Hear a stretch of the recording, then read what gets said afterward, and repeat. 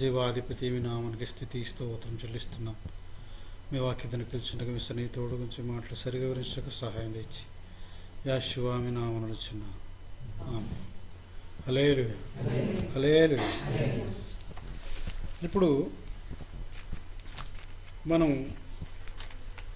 బ్రతికినంత కాలం మన ఆలోచనలో ఎన్నో రకాల అభిప్రాయాలు ఉంటాయి. ఆ రకంగా ఎన్నో రకాల ఉద్దేశాలు, పోరాటాలు ప్రతి జీవితంలో ప్రతి వ్యక్తిలో ఉంటాయి.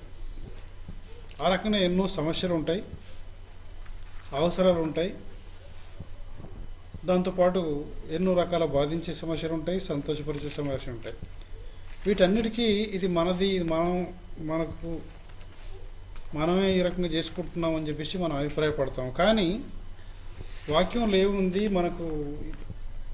మన పరిస్థితి ఏంటి అనే విషయాలు మనం చూసుకుంటూ వస్తే కొన్ని విషయాలు మనం నిజాలు తెలుసుకోవచ్చు. అంటే మనం నిన్న ఏం చూసినామంటే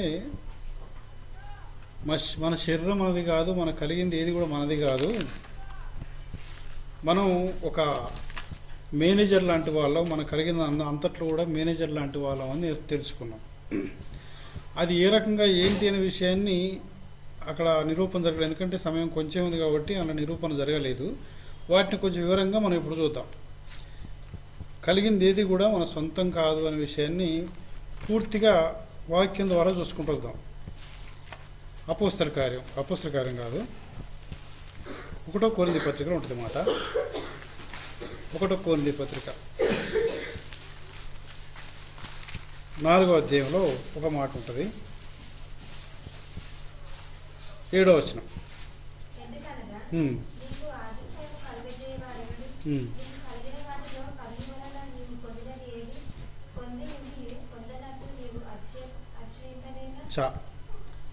ఇది శ్రద్ధగా వినండి. ఇది ఎందుకనగా నీకు ఆధిక్యము కలగజేయవాడెవడు? ఏం కలగజేయవాడు? ఆధిక్యము కలగజేయవాడెవడు? నీ కలిగిన వాటిలో పరుని వలన నీవు పొందనిది ఏది? నీ కలిగిన వాటిలో పరుని వలన నీవు పొందనిది ఏది? పొంది ఉండి పొందనట్టు నీవు అతిశయింపనేలా అంటున్నాడు. అంటే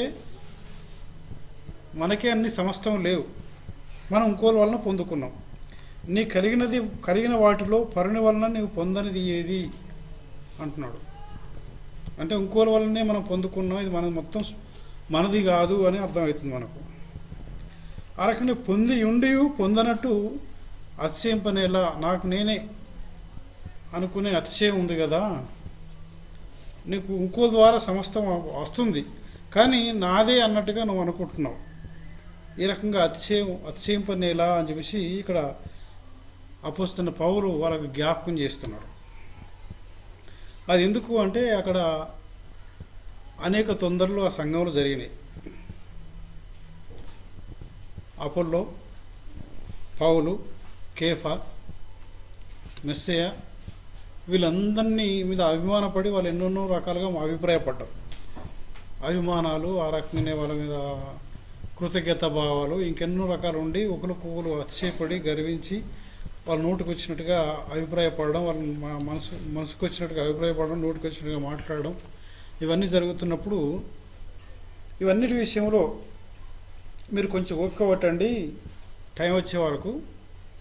కాబట్టి సమయం రాకమునుపు అనగా ప్రభు వచ్చే వరకు దేని గురించి తీర్పు తీర్చకుడి. ఆయన అంధకారం అందరి రహస్యములను వెలుగులోనికి తెచ్చి హృదయంలోని ఆలోచనను బయలుపరిచినప్పుడు ప్రతి వానికి తగిన మెప్పు దేవుని వలన కలుగును అని వాళ్ళు చెప్పుకుంటూ, మీకు మీ కలిగి ఉండలేదు, మీరు ఇంకోరి ద్వారానే పొందుకుంటున్నారు అని చెప్పుకుంటూ వస్తున్నారు.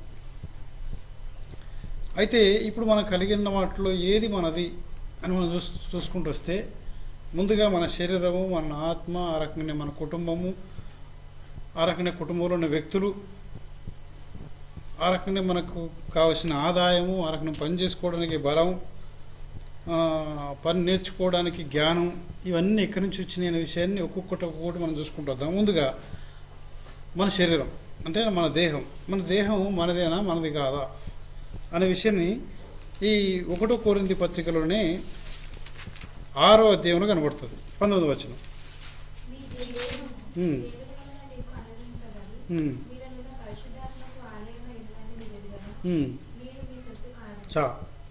మీ దేహము దేవుని వలన మీకు అనుగ్రహింపబడి, ఎవరి వలన అనుగ్రహించబడింది? అది దేవుని వలన, అది మన సొంతం కాదు, అంతే కదా. మీ దేహము దేవుని వలన మీకు అనుగ్రహింపబడి మీలోనున్న పరిశుద్ధాత్మకు ఆలయమైనదని మీరు ఎరుగరా. మీరు మీ సొత్తు కారు. మీరు మీ సొత్తు కారు అంటే మన శరీరం మనది కాదు, మన దేహం మనది కాదు, మరి ఎవరిది? ఇంకోల వలన పొందుకున్నాం. ఆ ఇంకోరెవరు? మీ దేహము దేవుని వలన మీకు అనుగ్రహించబడింది, మీరున్న పరిశుద్ధాత్మకు ఆలయమై ఉన్నది అని చెప్తున్నాడు ఇక్కడ. మీరు మీ సొత్తు కారు, మరెవరు? విలువ పెట్టి కొనబడిన వారు కనుక మీ దేహంతో దేవుని మహిమపరచుడి అంటున్నాడు. మీరు కొనబడిన వారు, మీరు మీ సొత్తు కారు, దేవుని వలన మీ శరీరం మీకు అనుగ్రహించబడింది అంటున్నాడు.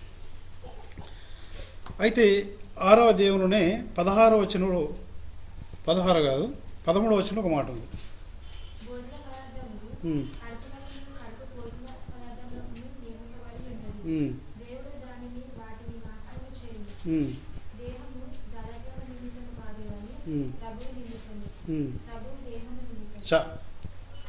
భోజన పదార్థాలు కడుపుకు, కడుపు భోజన పదార్థాలు నియమించబడింది. తర్వాత ప్రభు దేహం, ఇక్కడ దేవుడు వాటిని దాన్ని నాశనం చేసిన తర్వాత దేహము జారత్వం నిమిత్తము కాదు కానీ ప్రభు నిమిత్తమే, ప్రభు దేహం నిమిత్తమే. ఇక్కడ మన దేహం దేని కొరకు అంటే ప్రభు నిమిత్తము అంటున్నాడు. అయితే ప్రభువు దేహం నిమిత్తం ఉన్నాడు అని చెప్పేసి అంటున్నాడు. ఇక దేవుడు ప్రభువును లేపాను, మనలో కూడా తన శక్తి వల్ల లేపును, మీ దేహంలో క్రీస్తుకు అవయవమై ఉన్నవని మీరు ఎరుగరా అంటున్నాడు. అంటే ఇక్కడ మీ దేహము మన వల్ల కలిగింది కాదు, అది ప్రభు వల్లనే, ప్రభువు కోసమే అని చెప్పేసి ఇక్కడ చెప్పుకుంటూ వస్తున్నాడు. అట్లనే 3వ అధ్యాయంలో 16వ వచనంలో ఒక మాట ఉంది.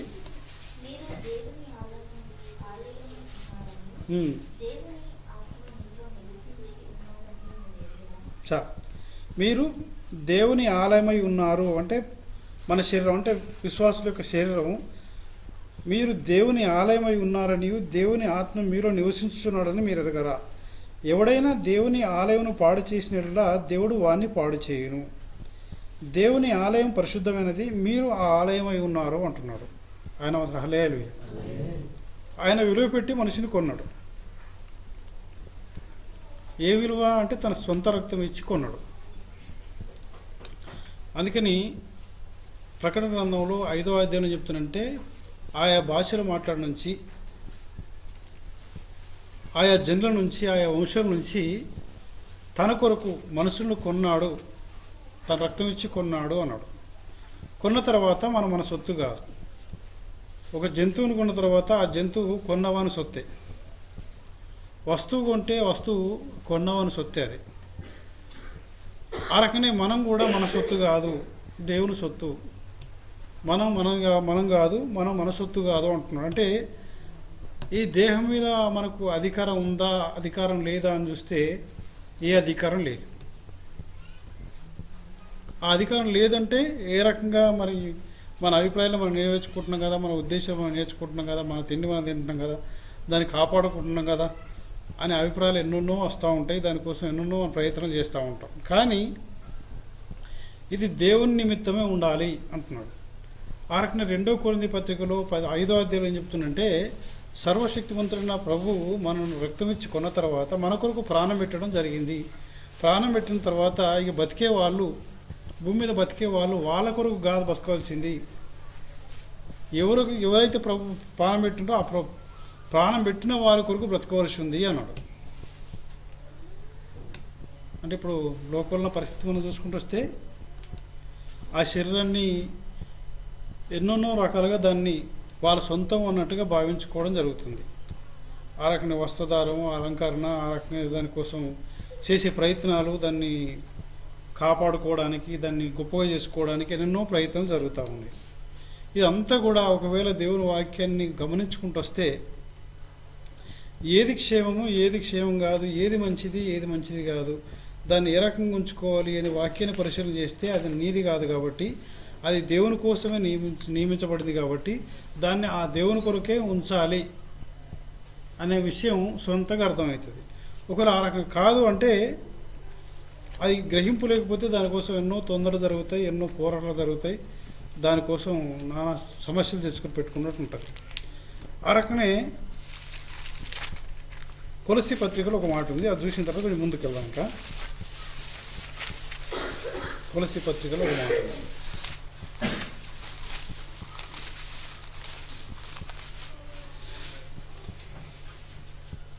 3వ అధ్యాయం 1వ వచనం.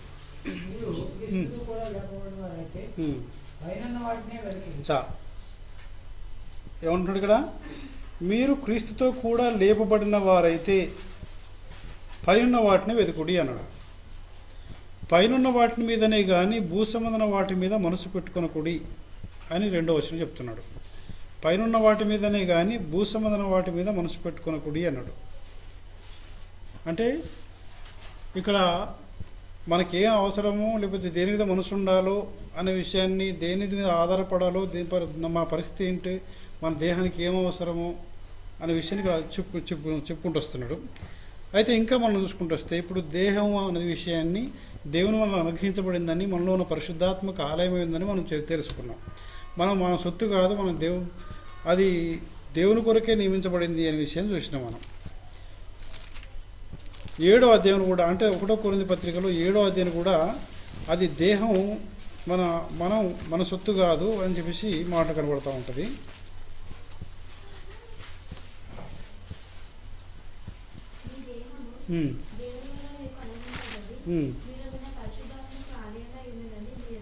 కాదు, 7వ అధ్యాయం ఉంటుంది మాట,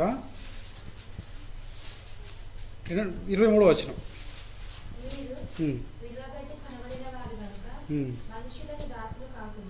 మీరు విలువపెట్టి కొనబడిన వారు అన్నాడు. అంటే మన సొత్తు కాదు, మన శరీరం మీద ఏ హక్కు లేదు అని చెప్పేసి కనబడతా ఉంది. తర్వాత ఇందులో మంచి వాళ్ళు ఉంటారు, అంటే అన్ని అవయవాలు బాగున్న వాళ్ళు ఉంటారు, అవయవాలు బాగలేని వాళ్ళు ఉంటారు. అలాగనే లోపం ఉన్న వాళ్ళు ఉంటారు, లోపం లేని వాళ్ళు ఉంటారు. వీళ్ళందరి పరిస్థితి ఏంటి, వాళ్ళందరినీ పుట్టించింది ఎవరు అని మనం గమనించుకుంటూ వస్తే ఒకటే మాట మనం చూడవచ్చు. నిర్గమకాండంలో 4వ అధ్యాయం 11వ వచనం.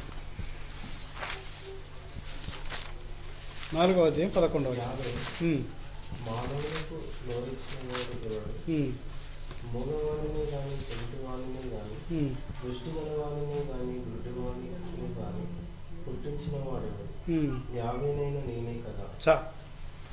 ఇక్కడ మోషేతోని సర్వశక్తిమంతుడు చెప్తున్నాడు. ఏమని చెప్తున్నాడు?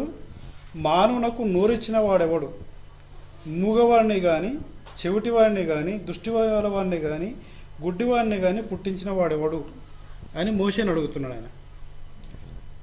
యెహోవానైనా నేనే కదా. అంటే వీళ్ళందరినీ పుట్టించింది సర్వశక్తిమంతుడే పుట్టించిందట. ఆయన ఎవరెవరు పుట్టిస్తున్నాడు? మూగవారిని, చెవిటివారిని, గుడ్డివారిని, దృష్టిగల వారిని పుట్టిస్తున్నాడు. అంటే మంచివారిని, చెడ్డవారిని, వికలాంగులను కూడా ఆయన పుట్టిస్తున్నాడు. ఆ పుట్టించినప్పుడు ఇందులో నేను ఈ రకంగా పుట్టినా, నాకు గతి ఆ రకంగా ఉంది, నాకు గతి ఈ రకంగా ఉందని చెప్పేసి తిట్టుకోవాల్సిన పని లేదు. ఆ రకంగా మంచిగా ఉన్నవాడు సంతోషపడాల్సిన పని లేదు. నేను మాట మాంద్యం గలవాడిని, నోటి మాంద్యం గలవాడిని, స్పష్టంగా మాట్లాడలేను అని భయపడుతున్నప్పుడు, పోవడానికి ఐగుప్తు దేశానికి పోవడానికి ఆయన భయపడుతున్నప్పుడు, మోషే భయపడుతున్నప్పుడు ఈ మాట చెప్తున్నాడు ఆయన. ఇందులో మనకి హెచ్చరికకరమైన విషయాలు ఏముంది అంటే, హెచ్చరికకరమైనవి ఉన్నాయి, మనల్ని జాగ్రత్త పరిచేటివి ఉన్నాయి, మనల్ని సమాధాన పరిచేటివి కూడా ఉంటాయి. అంటే మనిషిని పుట్టించిన తర్వాత మనిషి మీద మనిషికి అధికారం లేదు అనే విషయాన్ని మనం బాగా ఆలోచన చేసుకోవాలి. ఆ రకంగా తృణీకరించడం కానీ, తాను కృంగ చేసుకోవడానికి కానీ, బలహీనపరచుకోవడానికి కానీ, బాధపరచుకోవడానికి కానీ అధికారం మనకు లేదు.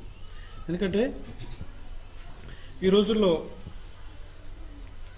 అనేక రకాల తొందరలు మనకు జరుగుతున్నాయి. అంటే తాను కృంగ చేసుకోవడం, ఆ రకంగా తను హెచ్చించుకోవడం, తాను పొగుడుకోవడం, ఆ రకంగా ఇంకోరిని తృణీకరించడం, ఇంకోరిని పొగడడం, ఇవన్నీ జరుగుతూ ఉన్నాయి. ఇవన్నిట్లో వాక్యం ఏం చెప్తుంది అనే విషయాన్ని మనం బాగా ఆలోచన చేస్తే అవి కొంచెం లోతైన విషయాలు, అవి ఇంకా కొంచెం లోపల పోవాల్సి వస్తుంది. కానీ ఇక్కడ పుట్టించింది సర్వశక్తిమంతుడు కాబట్టి, అది మన సొత్తు కాదు కాబట్టి మనం తృణీకరించే హక్కు మనకు లేదు, ఆ రకంగా నిరాకరించే హక్కు మనకు లేదు అనే విషయాన్ని మనం గమనించుకోవచ్చు. ఎందుకంటే లేవికాండం 19వ అధ్యాయంలో ఒక మాట ఉంటుంది. లేవికాండం 19వ అధ్యాయం.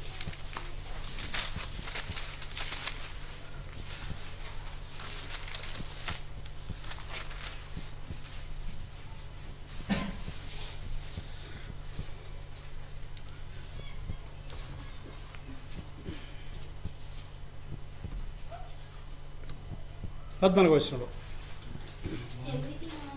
చెవిటి వాడిని తిట్టకూడదు. ఏమంటున్నాడు? చెవిటి వాడిని తిట్టకూడదు, గుడ్డివాని ఎదుట అడ్డం వేయకూడదు, నీ దేవునికి భయపడవలను అంటున్నాడు. చెవిటి వారిని తిట్టకూడదు అంటున్నాడు, గుడ్డివాని ఎదుట అడ్డం వేయకూడదు, నీ దేవునికి భయపడవలను, నేను యెహోవాను అంటున్నాడు. ఇంకా కింద చూసుకుంటూ వస్తే ఆయన చాలా చాలా విషయాలు చెప్పుకుంటూ వస్తుంది ఇందులో. అంటే ముసలుల పట్ల ఏ రకంగా ఉండాలి అనే విషయాన్ని కూడా చూపించుకుంటూ వస్తున్నాడు. ఇవన్నీ చూసుకుంటూ వస్తే దేవునికి భయపడాలి అన్నాడు.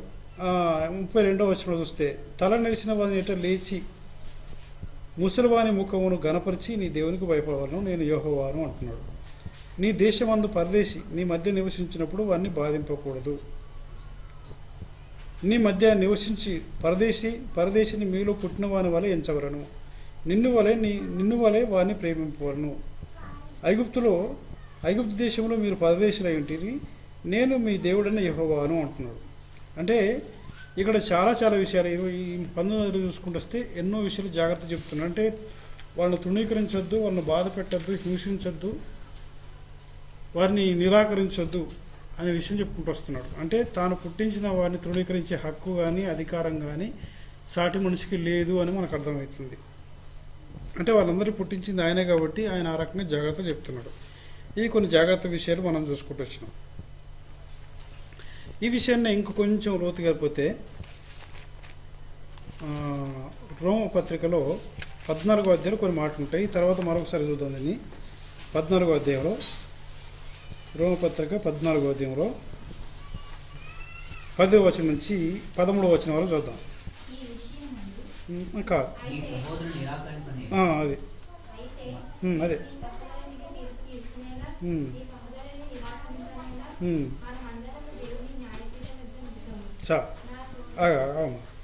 నీవు నీ సహోదరునికి తీర్పు తీర్చనేలా, నీ సహోదరుని నిరాకరింపనేలా. అంటే ఎవరిని నిరాకరించకూడదు అనే విషయం చెప్పుకుంటూ వస్తుంటారు ఇక్కడ.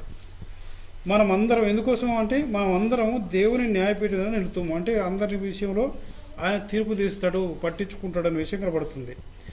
ఇంకేమంటున్నాడు వాక్యం, దానికి సరిపోయే వాక్యం ఏం చెప్తుందంటే, నా తోడు ప్రతి మోకాలు ఎదుట వంగును, ప్రతి నాలుక దేవుని స్తుతించునని ప్రభు చెప్పుచున్నాడు అని వ్రాయబడి ఉన్నది కనుక మనలో ప్రతి వాడు తన గురించి దేవునికి లెక్క అప్పగింపవలను. అంతేనా? అంటే తన గురించి, అంటే ప్రతి వాడు తన గురించి తానే దేవునికి లెక్క చెప్పాలి. కాగా మనం ఇక మీద ఒకరికొకడు తీర్పు తీర్చకుందాము. ఇదిగాక సహోదరునికి అడ్డమైనను ఆటంకమైనను కలగజేయకుందామని మీరు నిశ్చయించుకునుడి. సహోదరునికి అంటే సాటి మనిషికి, అతను బలహీనుడు కావచ్చు, కొంచెమే తినొచ్చు, కొంచెం ఎక్కువ తినొచ్చు, భోజన విషయాలు చెప్పే మాట ఇది. ఆ రకంగా గుడ్డివాడు కానీ, కుంటివాడు కానీ, అంగహీనుడు కానీ అతని బాధపరిచే హక్కు కానీ, తృణీకరించే హక్కు కానీ లేదు మనకు అనే విషయం అర్థమవుతుంది ఇక్కడ. ఆ రకంగా చేస్తే మనం తీర్పులోనికి వస్తాం అని ఇక్కడ చెప్తున్నాడు. కాబట్టి ప్రతి మనిషిని పుట్టించింది, ప్రతి శరీరాన్ని ఇచ్చింది, ఆ శరీర నిర్మాణం ఇచ్చింది సర్వశక్తిమంతుడే కానీ మనం కాదు అనే విషయాన్ని మనకు అర్థమవుతుంది. తర్వాత కుటుంబంలో ఎవరెవరు ఉంటారు అంటే భార్య భర్త పిల్లలు ఉంటారు. దాని కుటుంబం అంటారు. అయితే ఒక వ్యక్తికి, ఒక పురుషునికి సాటి అయిన సహాయం ఎక్కడి నుంచి వస్తుంది, భార్య ఎక్కడి నుంచి వస్తుంది, ఎవరిస్తారు అది మనం గమనించుకుంటూ వస్తే సామెతల గ్రంథంలో 2 మాటలు చూద్దాం. చూసిన తర్వాత మనం ఆది కాండానికి వెళ్దాం. సామెతల గ్రంథంలో 2 సందర్భాలు ఉన్నాయి. 18వ అధ్యాయం 22వ వచనం. భార్య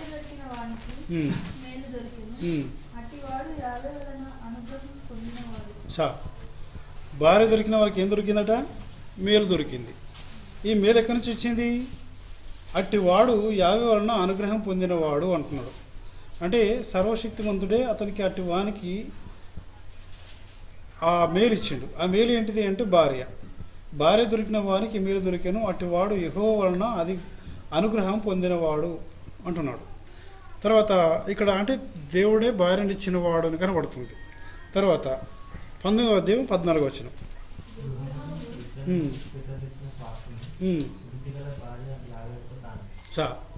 గృహము విత్తము అంటే గృహమును డబ్బులు పితరుల ద్వారా వస్తాయి.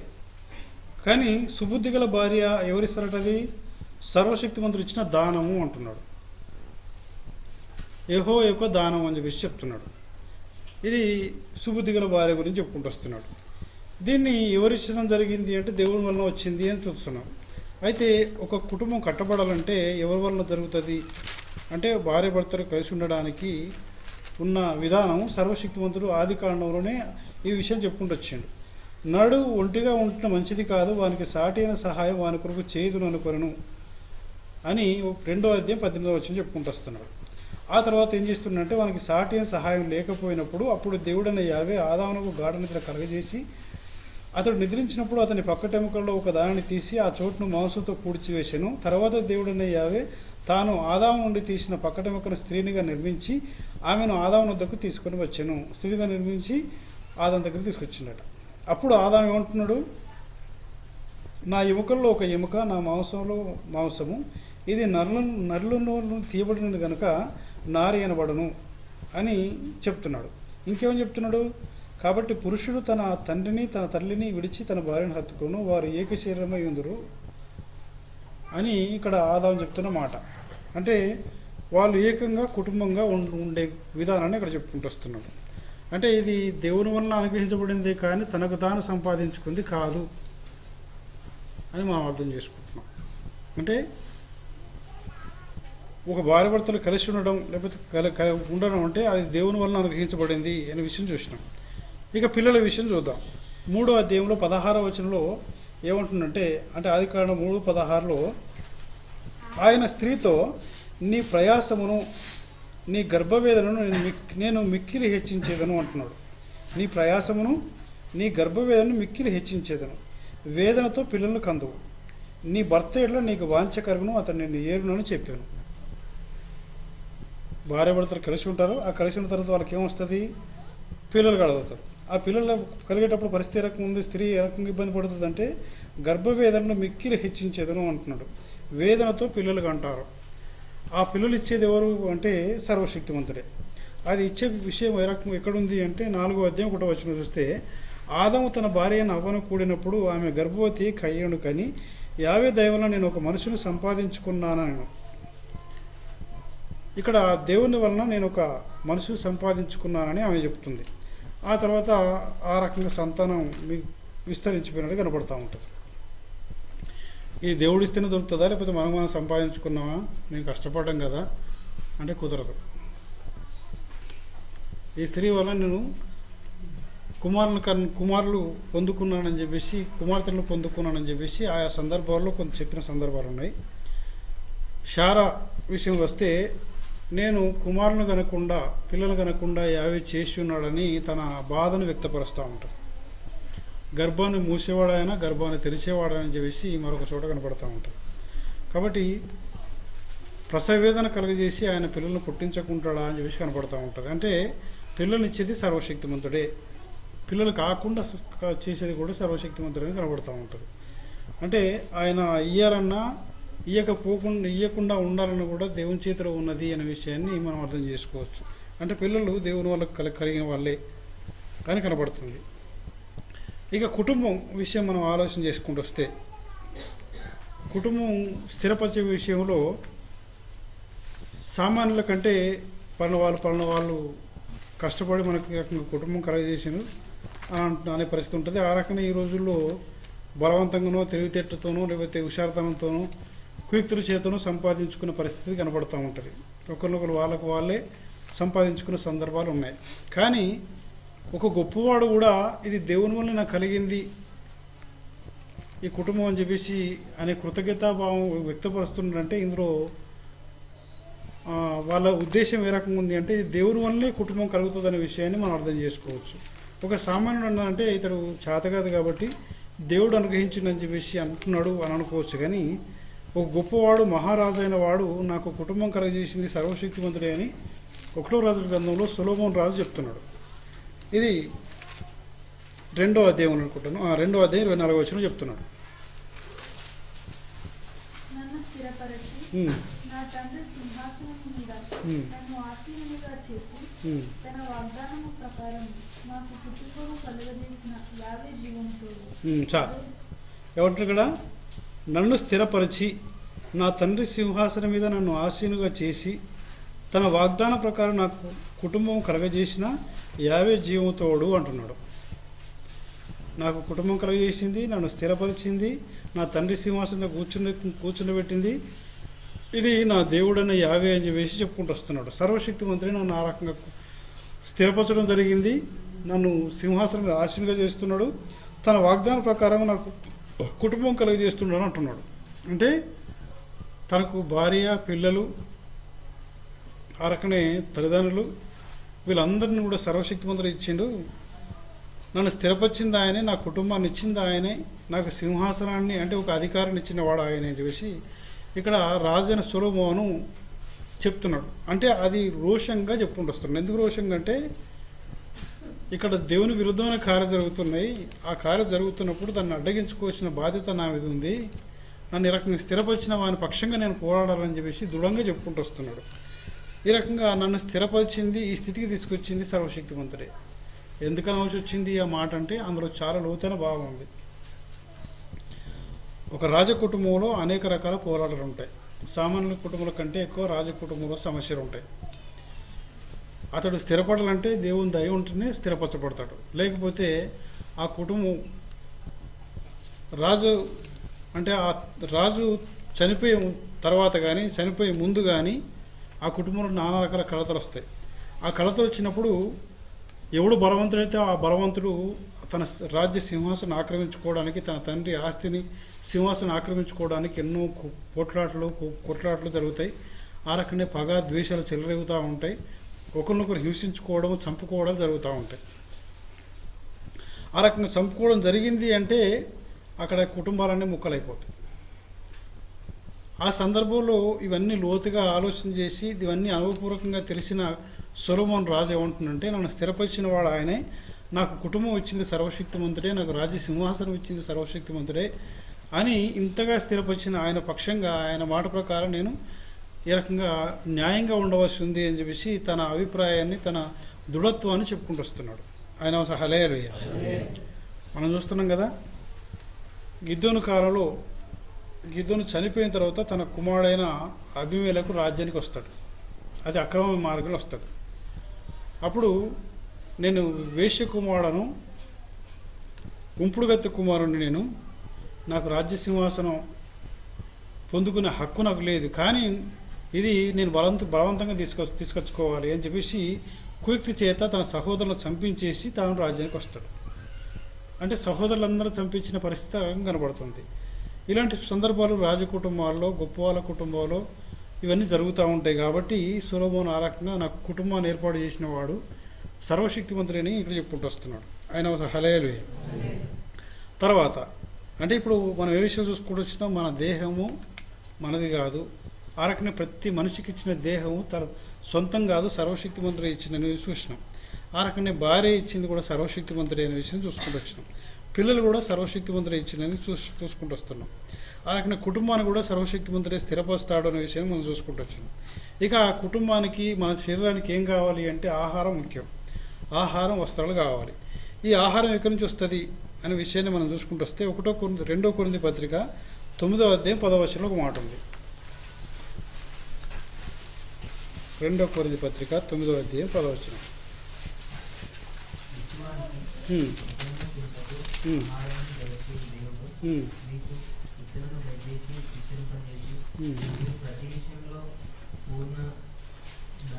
పూర్ణ ఔదార్య భాగ్యం గలవారగినట్లు అని చెప్తున్నాడు. విత్తువానికి విత్తనము అంటే కష్టపడ్డ వ్యవసాయం చేసేవాడు విత్తనాలు విత్తాడు. ఎందుకోసం అంటే ఫలాలు పొందుకోవడానికి, ఆహారం కోసం. విత్తువానికి విత్తనమును, తినుటకు ఆహారము దయచేయు దేవుడు అంటున్నాడు కదా. తినుటకు ఆహారం దయచేసేవాడు సర్వశక్తిమంతుడు.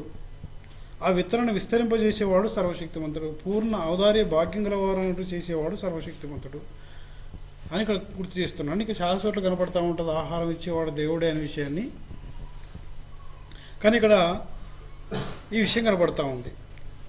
తర్వాత ఈ ఆహారాన్ని దయచేవాడు అనే విషయాన్ని చూసుకుంటూ వస్తే కీర్తన గ్రంథం కనపడతా ఉంటుంది, ఆదికాండం నుంచి కూడా చాలా విషయాలు కనపడతా ఉంటుంది. అంటే ఆహారాన్ని మొలవ చేసేవాడు, మనుషులకు ఆహారం ఇచ్చినవాడు సర్వశక్తిమంతుడు అనే విషయాన్ని కనపడతా ఉంటుంది. ఇక ఆహారం వస్త్రాన్ని కూడా సర్వశక్తిమంతుడు ఇస్తాడు అనే విషయాన్ని, ఆయన వల్లనే మనం పొందుకుంటాం అనే విషయాన్ని 2 చోట్ల కనపడతా ఉంటుంది. 2 చోట్ల చూద్దాం, ఇంకా చాలా చోట్ల ఉంటుంది కానీ 2 చోట్ల మనం చూసుకుంటే సరిపోతుంది. ఆదికాండం 28వ అధ్యాయంలో 21వ వచనంలో యాకోబు చెప్తున్నాడు. 28వ అధ్యాయంలో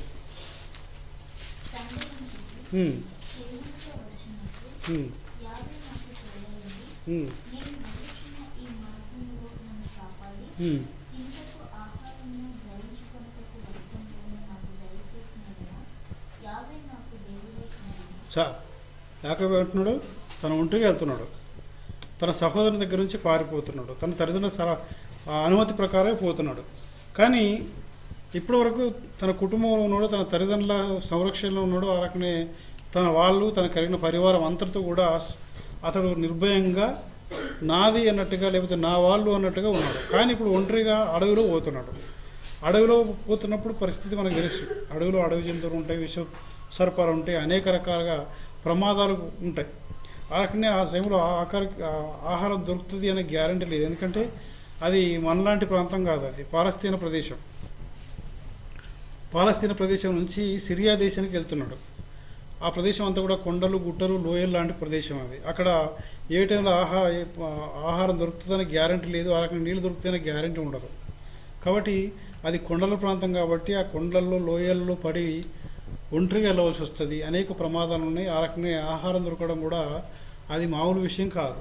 అందుకని ఆయన ఏం ప్రార్థన చేసుకుంటున్నాడో, దేవుని ఏం అడుగుతుందంటే, అప్పుడు యాకోబు, నేను తిరిగి నా తండ్రి ఇంటికి క్షేమంగా వచ్చినట్టు దేవుడు నాకు తోడై ఉండి నేను వెలుచున్న ఈ మార్గంలో నన్ను కాపాడి తినుటకు ఆహారమును, ఏం కలట, తినుటకు ఆహారము, ధరించుకుంటకు వస్త్రము నాకు దయచేసిన ఎడల యెహోవా నాకు దేవుడై ఉండును అంటున్నాడు. ఆయనకు కావాల్సినప్పుడు ఆహారం, వస్త్రాలు కావాలి. అది నాకు దయచేసినట్టయితే ఆయన నాకు దేవుడై ఉంటాడు, అంటే నన్ను కాపాడినవాడు ఆయన అని చెప్తా అంటున్నాడు. ఇది ఆయనకు జరిగింది. అది ఇక ఇది పాత నిబంధన కదా, మరి కొత్త నిబంధనలో ఈ విషయాలు ఉన్నాయా, మరి ఎవరిస్తారు మనకు అని చెప్పేసి అంటే, మత్తయి సువార్తలో 6వ అధ్యాయంలో ప్రార్థన ఉంది. ప్రార్థన చేయించిన సందర్భాలు ఉన్నాయి. ఆ రకంగా తర్వాత కొన్ని ప్రోత్సాహకరమైన మాటలు, అంటే మనసుకు ప్రోత్సాహకరమైన విషయాలు చెప్పుకుంటూ వస్తున్నాడు. 6వ అధ్యాయంలో, మత్తయి సువార్త 6వ అధ్యాయం 25వ వచనం నుంచి చదువుకుంటున్నాడు.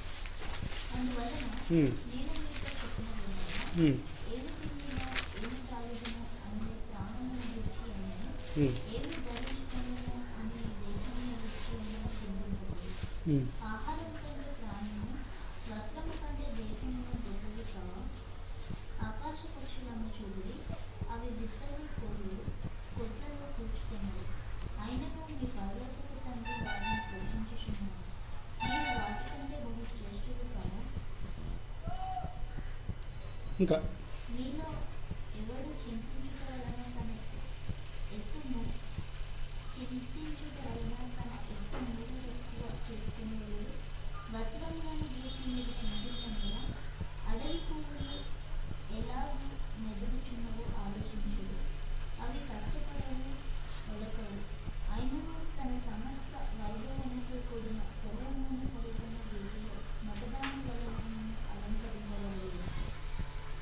నేడుండి రేపు పోయిలో వేయబడు అడవిగడ్డిని దేవుడిలాగా అలంకరించినలా అల్పవిశ్వాసులారా మీకు మరీ నిశ్చయముగా వస్త్రము ధరింపజేయను.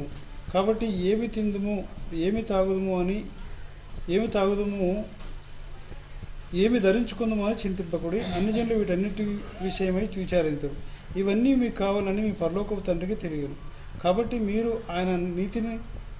ఆయన రాజ్యమును, నీతిని మొదట వెతుకుడి, అప్పుడు అవన్నీ మీకు అనుగ్రహించబడును అన్నాడు. దేని గురించి చింతించదట? వస్త్రాల గురించి, ఆహారం గురించి చింతించవలసిన పని లేదు, దేవుడు మీకు ఇస్తాడు అని ఉదాహరణ చెప్పుకుంటూ వస్తున్నాను. అంటే ఆహారము వస్త్రము దేవుడు ఇస్తాడు కదా, మరి దేవుడే ఇస్తే మరి మనుషులు ఎందుకు కష్టపడాలి అనే ప్రశ్న మనకు వస్తుంది. మనం కష్టపడ్డా భూమి మనకు ఆహారం ఇవ్వాలి, మనం కష్టపడ్డా ఆ చేతుల కష్టార్జితం అనుభవించాలి. కాబట్టి నరుల కష్టార్జితం చేత మనకి సాధించుకుంటామని చెప్పేసి అనుకోవడం అది మన అజ్ఞానం లాగా ఉంటుంది. ఎందుకంటే పని చేసే వాళ్ళని చూస్తూ ఉంటాం మనం, కొన్నిసార్లు పనులు ఫెయిల్ అవుతాయి. ఎంత జ్ఞానవంతులైనప్పటికీ కొన్నిసార్లు ఫెయిల్ అయిపోతాయి. అప్పుడు వాళ్ళు ఏం చేస్తారంటే మొక్కుంటారు, కొబ్బరికాయ కొడతా ఉంటారు, లేకపోతే ఏదో మొక్కుంటూ ఉంటారు. ఏదో నష్టం వచ్చిందిరా, మనం ఏదో చేయవలసింది చేయలేదు కాబట్టి ఇట్లా నష్టం వస్తుందని చెప్పేసి వాళ్ళకి ఇట్లా కలిగిన నమ్మకాన్ని బట్టి ఏదో మొక్కుకుంటూ ఉంటారు. ఆ మొక్కుంటే సక్సెస్ అవుతుందని సంబరపడుతూ ఉంటారు. ఎందుకోసం అంటే మనం చేస్తున్నాం కానీ మనకి ఏదో ఆటంకం అవుతుంది, మనం దేవుని పట్టించుకుంటలేమని చెప్పేసి అభిప్రాయపడతారు. ఆ రకంగా విత్తనాలు వేసేటప్పుడు కూడా దేవుని మొక్కుకొని వాళ్ళ విధానాలను మొక్కుకొని చేస్తూ ఉంటాం. మనమైతే ప్రార్థన చేసుకొని చేస్తాం, మిగతా వాళ్ళు కూడా వాళ్ళ విధానంలో వాళ్ళ దేవుడు అని అభిప్రాయపడ్డ వాళ్ళని మొక్కుకొని చేస్తూ ఉంటారు. ఎందుకంటే మనం చేసిన కష్టార్జితం మన చేతికి రావాలి. కాబట్టి ఇది ఆహారము వస్త్రాల విషయంలో ఇది మన సొంతంగా రాదు, దేవుడే ఇవ్వాలని. పంట పండుతుంది, వర్షం దానికి కావాల్సిన నీరు కావాలి, నీరు మన సొంతంగా వచ్చేది కాదు, మనం కష్టపడితే వచ్చేది కాదు. ఆ రకంగా వాతావరణం, ఆ పంటకు తగిన వాతావరణం ఉండాలి. ముళ్ళ చెట్లు కాదు అవి, ముళ్ళ చెట్లు అయితే దానికి ఏ వాతావరణం పెరుగుతాయి, కానీ ఆహారం ఇచ్చే చెట్లు కావాల్సిన వాతావరణం, ఆ రకంగా నీరు, దానికి కావాల్సిన అనుకూలమైన పరిస్థితి అంత ఉండాలి. అప్పుడు అది పండుతుంది, దాన్ని అనుభవిస్తాం. కాబట్టి ఇదంతా కూడా దేవుని వల్ల వస్తుందని మనం తెలుసుకుంటున్నాం. ఇక పని నేర్చుకునే విషయంలో, అంటే ఆహారం పండించే విషయంలో, పని చేసే విషయంలో, చేతుల కష్టం చేసే విషయంలో మనకు అనేక రకాల బతుకుదెరువు విషయంలో పని నేర్పు ఉన్నది. ప్రతి పని నేర్చుకోవడానికి పని నేర్చుకునే శక్తి కానీ, జ్ఞానం కానీ, ఆ రకంగా మనకు బలం కానీ, వివేకం కానీ, ఇవన్నీ ఎవరి వల్ల వస్తున్నాయి, ఎవరు నేర్పుతున్నారో, ఎప్పుడు మనకు వస్తాయి, ఇది మన సొంతంగా వస్తుందా అనే విషయాన్ని మనం బాగా ఆలోచన చేస్తే ఇది మన తెలివి అని చెప్పేసి అనుకుంటాం. కానీ ఒక పని నేర్చుకోవాల్సి ఉంటే అందరి వల్ల ఆ పని నేర్చుకోలేరు. ఆ రకంగా ఒక పని చేయాలంటే ఆ పని అందరూ చేయలేరు, అన్ని పనులు అందరూ చేయలేరు. కాబట్టి ఒక్కొక్కరికి ఒక్కొక్క పని సెట్ అవుతుంది, మిగతా పనులు సెట్ కావు. అలాంటప్పుడు వాళ్ళని అసమర్థులుగా మనం ఎంచే పరిస్థితి లేదు. కాబట్టి కొందరికి కొన్ని పనులు సాధ్యమైతే, కొన్ని పనులు సాధ్యం కాదు, కొన్ని చేయలేరు, కొందరు చేయగలరు. అయితే ఈ పనులన్నీ కూడా ప్రతి వాళ్ళు వాళ్ళ అవసరం కొరకు, వాళ్ళ కష్టం వాళ్ళు బ్రతుకుదెరువు కోసం ప్రతి వాళ్ళు కష్టపడాలని వాక్యం చెప్తుంది. అలాగే సర్వశక్తిమంతుడు కూడా మనం కష్టం చేయాలి అని చెప్తున్నాడు. ఎందుకంటే మన కష్టార్జితం చేతనే మనం తినాలి అనే విషయం దేవుడు నియమించిన విధానం. కాబట్టి ఇక్కడ పని నేర్చుకోవాలి అంటే ప్రతి వాళ్ళకు వాళ్ళ బతుకుదెరువు కోసం వాళ్ళు చేసే పనులు నేర్చుకోవడానికి దేవుడే ఇస్తాడు అనే విషయాన్ని స్పష్టంగా అర్థం చేసుకోవడానికి ఈ వాక్యం ద్వారా మనం చూద్దాం. ఎందుకంటే ఈ విషయాలు అందరూ ఒప్పుకోకపోవచ్చు, కానీ వాక్యం ఏముంది అనే విషయాన్ని మనం చూసుకుంటూ వస్తే ఇది అందరూ ఒప్పుకొని తీరవలసిన విషయం. యెషయా గ్రంథం 28వ అధ్యాయం 23వ వచనం నుంచి చదువుకుంటాం. యెషయా గ్రంథం 28వ అధ్యాయం 23వ వచనం నుంచి. ఆలకించి నేను పలుకున్నది వినుడి.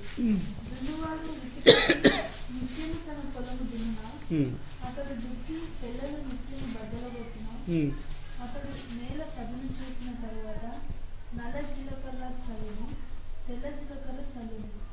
గోధుమలు వరుసగా విత్తును, ఎవలను తాను ఏర్పరిచిన చేనిలో చల్లును. దాని అంచున మిరప మొలకలు వేయును కదా, వాని దేవుడే తగిన క్రమము వానికి నేర్పి ఉన్నాడు. ఆయన వానికి ఆ పని బోధించుచున్నాడు. ఏమని కనబడుతుంది ఇక్కడ? ఆహారం నోట్లోకి రావాలంటే, ఆహారం సంపాదించుకోవడం, ఆహారం సాధించుకునే తెలివి మనకు రావాలి. ఇది ఎవరు నేర్పిస్తారట? ఆలకించుడి నేను పలికినది వినుడి అని చెప్తున్నాడు ఇక్కడ. దున్నువాడు విత్తుటకు నిత్యము తన పొలం దున్నుతాడా? నిత్యం దున్నాడు. ఎప్పుడు దున్నాలో, ఏ సమయంలో దున్నాలి అనే విషయాన్ని దేవుడు ఎవరికి ఆ క్రమం నేర్పిస్తారట. దున్నువాడు విత్తుటకు నిత్యము తన పొలం దున్నున, అతడు దుక్కి పిల్లలు నిత్యం బద్దలుకొట్టున, అతడు నేలను చదును చేసిన తర్వాత నల్ల జీలకర్రను చల్లును, తెల్ల జీలకర్రను చల్లును, గోధుమలు వరుసగా విత్తును, ఎవరిను తాను ఏర్పరిచిన చేలో చల్లును, దాని అంచున మెరుపు మొలకలు వేయును కదా, అంటే ఇవన్నీ ఏ రకంగా చేయాలి, ఏ విధంగా చేయాలని చెప్పేసి దేవుడే నేర్పిస్తాడు అనే విషయం చెప్తున్నాడు ఇక్కడ. వాని దేవుడే తగిన క్రమము వానికి నేర్పి ఉన్నాడు, ఆయన వానికి ఆ పని బోధించుచున్నాడు. దేవుడు ఆ పని నేర్పిస్తుండట. సేద్యగాడు నల్ల జీలకర్ర పదులు గల యంత్రం చేత నూర్చాడు. దేని చేత మరి నల్ల జీలకర్ర దాన్ని చేయాలి అంటే దాని క్రమాన్ని దేవుడు నేర్పిస్తున్నాడు. బండి చక్రములను జీలకర్ర మీద నడపడు, కానీ కర్ర చేత నల్ల జీలకర్రను, చువ్వ చేత జీలకర్రను దుర్లగొట్టును కదా.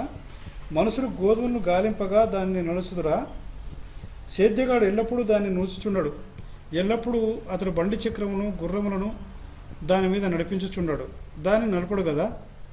అంటే ఏ ధాన్యాన్ని ఏ రకంగా మరి సమకూర్చుకోవాలో, గోధుమలు జీలకర్ర చిన్నది కాబట్టి దాని విధానం వేరే ఉంటుంది, గోధుమను దుల్లగొట్టే విధానం వేరే ఉంటుంది, ఆ రకంగా వరిని దుల్లగొట్టే విధానం వేరు విధానం ఉంటుంది. ఆ రకంగానే జొన్నలు, ఈ రకమైన ప్రతి ధాన్యాన్ని దాని క్రమం నేర్పించింది సర్వశక్తిమంతుడే. దేని పడితే దాని మీద ఆ బండి చక్రం నోచాడు అని చెప్పేసి చెప్తున్నాడు. వరి దుల్లగొట్టినప్పుడు దాని మీద ఆ బండి చక్రాలు కానీ, ఎద్దులతో కానీ, ఆ రకనే పశువులతో కానీ దాన్ని తొక్కిస్తే వస్తాయి. ఆ రకంగా ఒక్కొక్క దానికి ఒక్కొక్క టైపులో ఉంటుంది కాబట్టి ఇవన్నీ కూడా సర్వశక్తివంతుడు నేర్పిస్తున్నది అంటున్నాడు.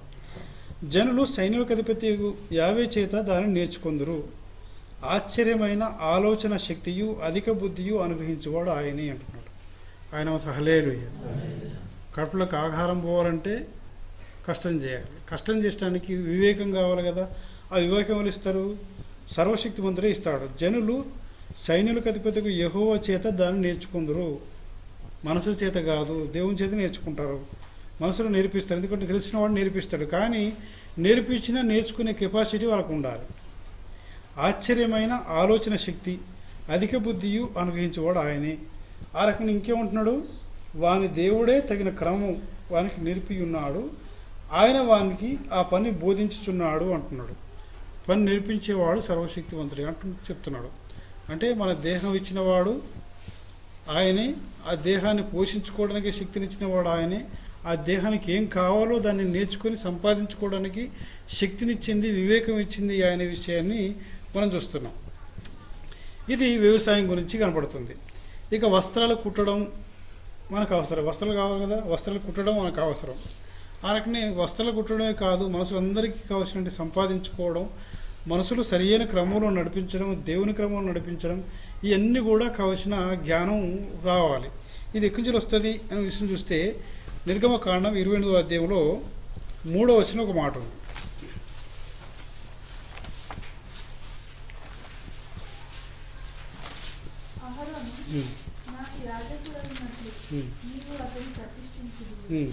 అతని వస్త్రములను కుట్టుటకై నేను జ్ఞానాత్మతో నింపిన వివేక హృదయములందరికీ ఆజ్ఞ.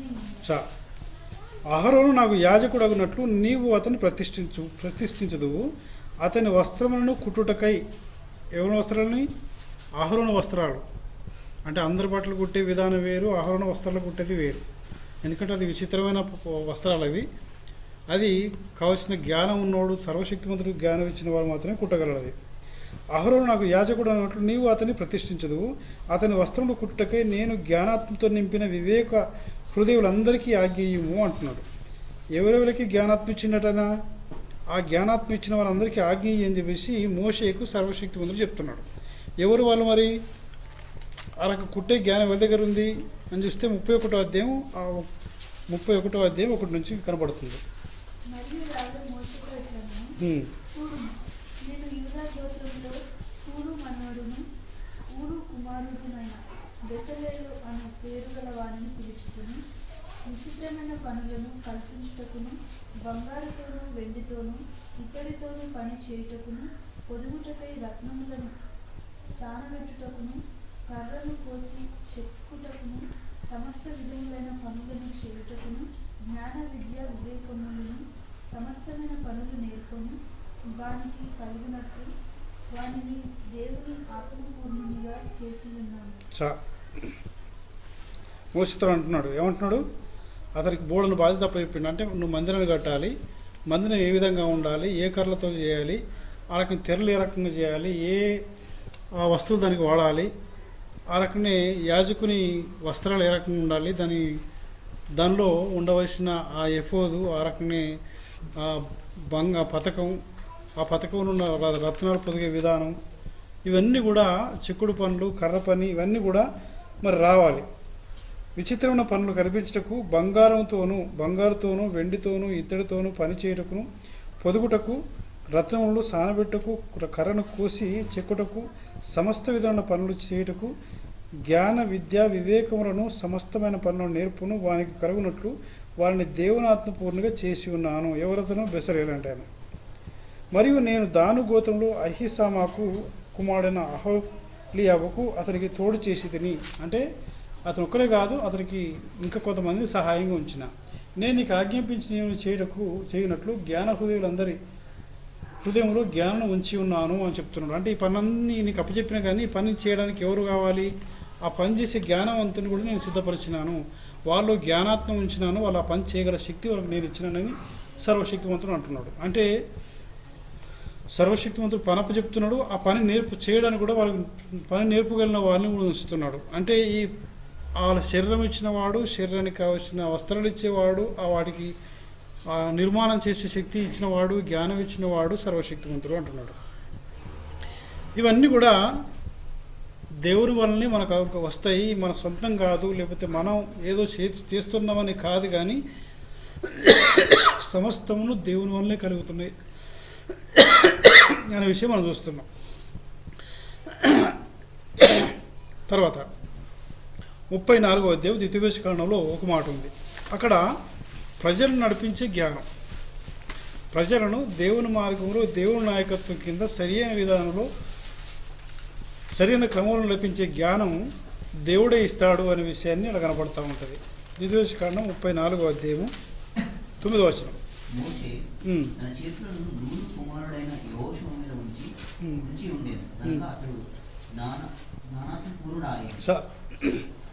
మోషే చేతులను నూను కుమారుడైన యెహోషువ మీద ఉంచిండట. ఉంచినప్పుడు ఏమో జరిగింది? అతడు జ్ఞానాత్మకుడు అయిపోయాడు. కాబట్టి ఇశ్రాయేలు అతని మాట విని యావే మోషేకి ఆజ్ఞాపించినట్టు చేసిరి. ఆ రకంగా జ్ఞానాత్మకుడై ప్రజలు నడిపించడం కోసం సర్వశక్తిమంతుడు ఇచ్చిన ఆజ్ఞను బట్టి మోషే నూను కుమారుడైన యెహోషువ మీద చేతులు ఉంచడం జరిగింది. ఇది తన చేతులు ఉంచినప్పుడు జరిగిందా, లేకపోతే దేవుడు ఆజ్ఞాపించినప్పుడు జరిగిందా? ఇది అంటే దేవుడు ఆ రకంగా చేయమన్నప్పుడే ఆ రకంగా చేయడం జరిగింది. దాన్ని బట్టి అతను ఆ రకంగా చేయడం జరిగింది. ఈ విషయాన్ని సంఖ్యాకాండంలో కనపడతా ఉంటుంది మాటలు.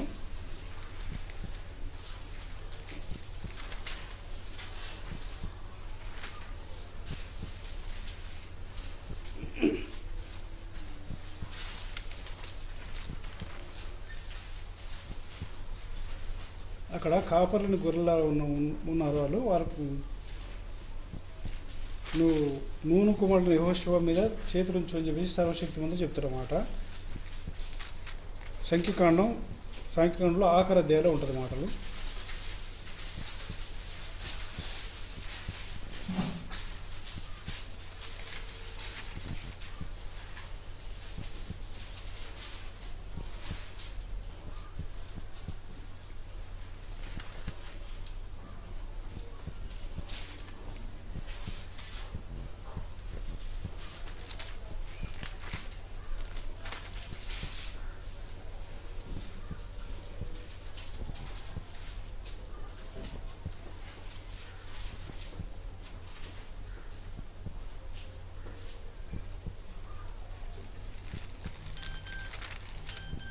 కదా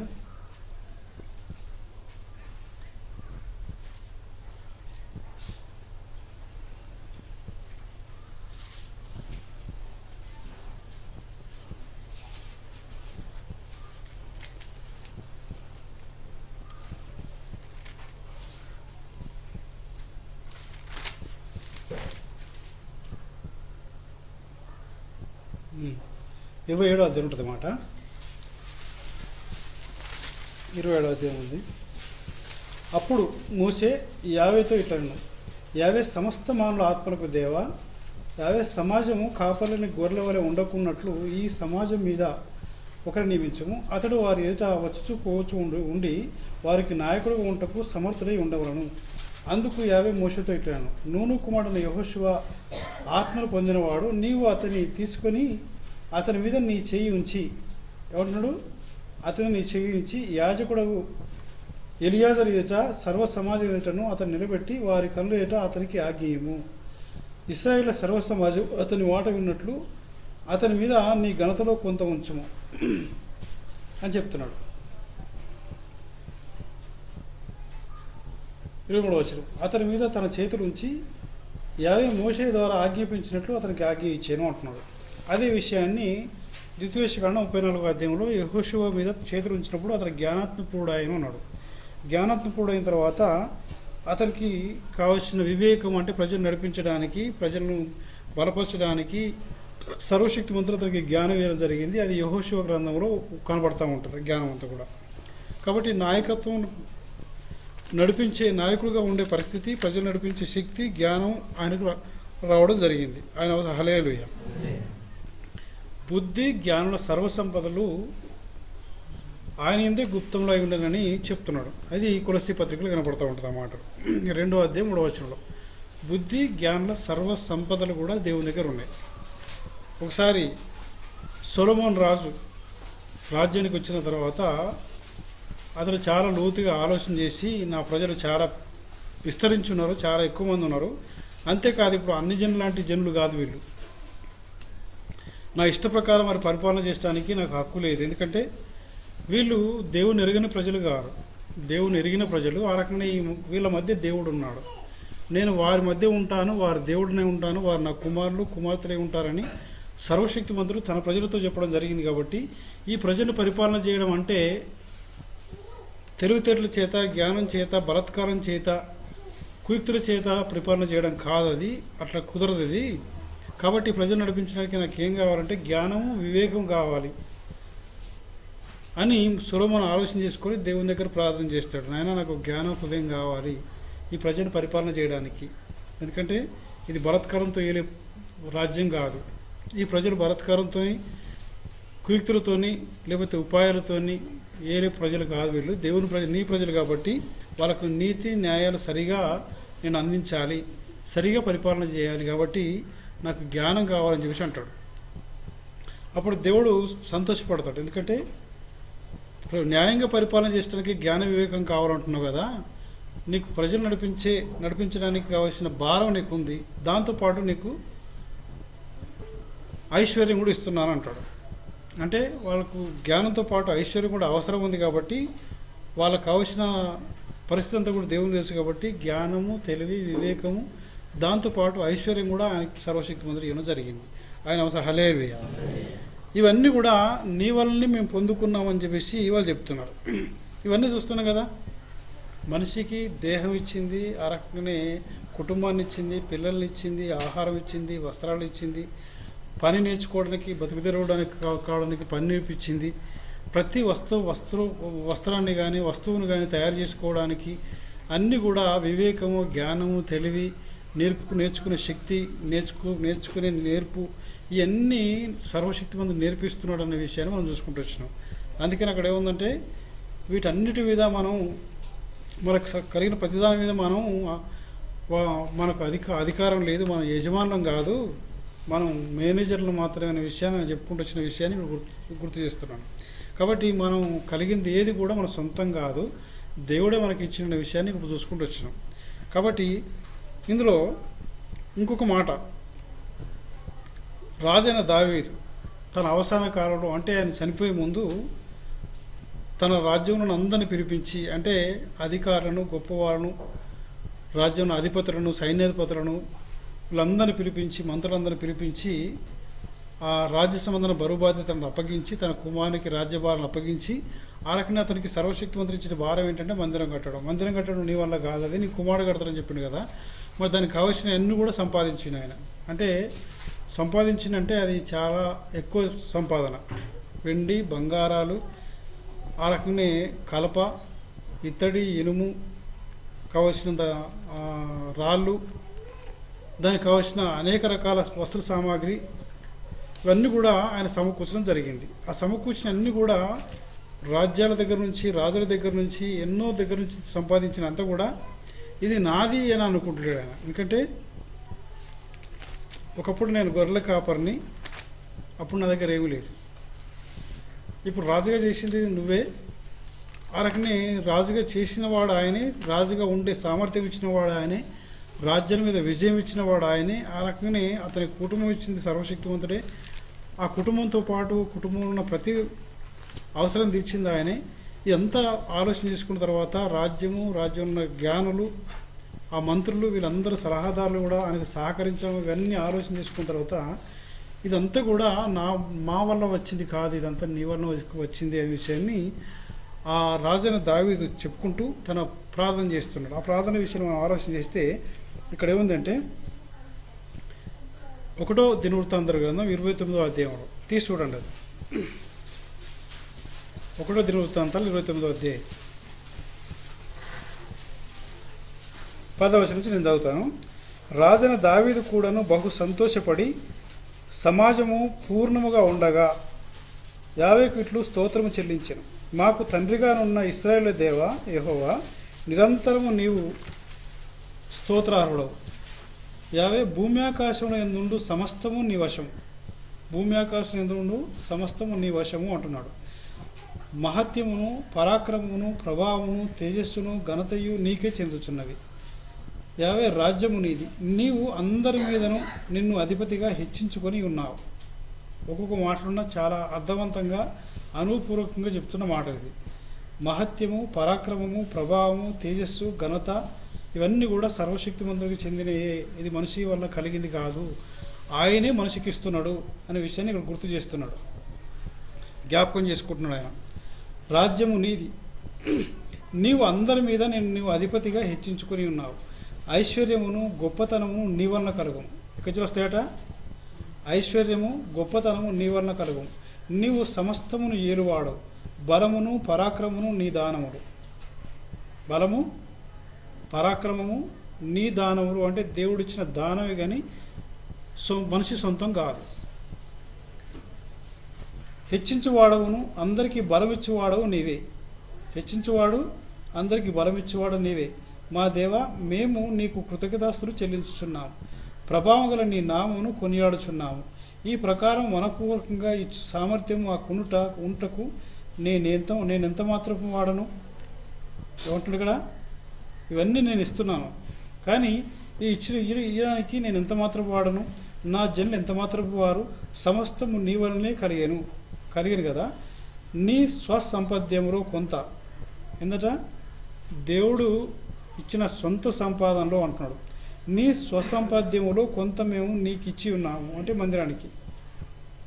మా పితరులందరి వల్లనే మేమును నీ సన్నిధి అతిథులమును పరదేశంలో ఉన్నాము అంటే కొంతకాలం ఉండి వెళ్ళిపోయేవాళ్ళమే. అతిథి అంటే ఎంతకాలం ఉంటాడు? సంవత్సరం ఉంటాడా? ఉండడు. అతిథులము పరదేశంలో ఉన్నాము. మా భూనివాస కాలము నీడ అంతా అస్థిరము. నీడ ఎక్కువ ఉండదు. మా భూనివాస కాలం నీడ అంతా అస్థిరము. స్థిరంగా ఉన్నవాడు ఒకడును లేడు. స్థిరంగా ఉన్నవాడు ఒకడు లేడు. మా దేవా యెహోవా, నీ పరిశుద్ధ నామం యొక్క ఘనత కొరకు ఈ మందిరమును కట్టించటకై మేము సమకూర్చిన ఈ వస్తు సముదాయము నీ వల్ల కలిగినదే. ఎంత సముదాయం అంతా కూడా నీ వల్ల కలిగిందే అని ఒప్పుకుంటున్నాడు. అంతయు నీదై ఉన్నది. నా దేవా, నీవు హృదయం పరిశోధన చేయొచ్చు, యథార్థవంతులు యందు ఇష్టపడుచున్నావు అని నేను ఎరుగుదును. నేనైతే యథార్థ హృదయం గలవాడనై ఇవన్నీ మనపూర్వకంగా ఇచ్చి ఉన్నాను.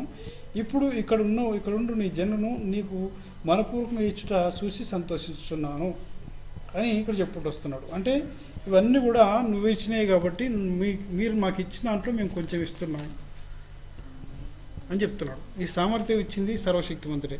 ఒకవేళ ఆయన గొర్రెల కాపరులుగా ఉంటే అంత వెండి, అంత బంగారం, అంత వస్తు సామాగ్రి ఇచ్చేవాడా అంటే ఇచ్చేవాడు కాదు. అతడు రాజై ఉన్నాడు. ఆ రకంగా రాజ్యాన్ని జయించే శక్తి అతనికి ఉంది. రాజ్యంలో ఉన్న సొమ్మంతా తెచ్చుకొచ్చుకున్నాడు. కాబట్టి ఆ సామర్థ్యం దేవుడు ఇవ్వడం జరిగింది. కాబట్టి ఇదంతా కూడా నీ వల్ల కలిగింది అని ఒప్పుకుంటున్నాడు ఆయన. హల్లెలూయా. చిన్న పాట.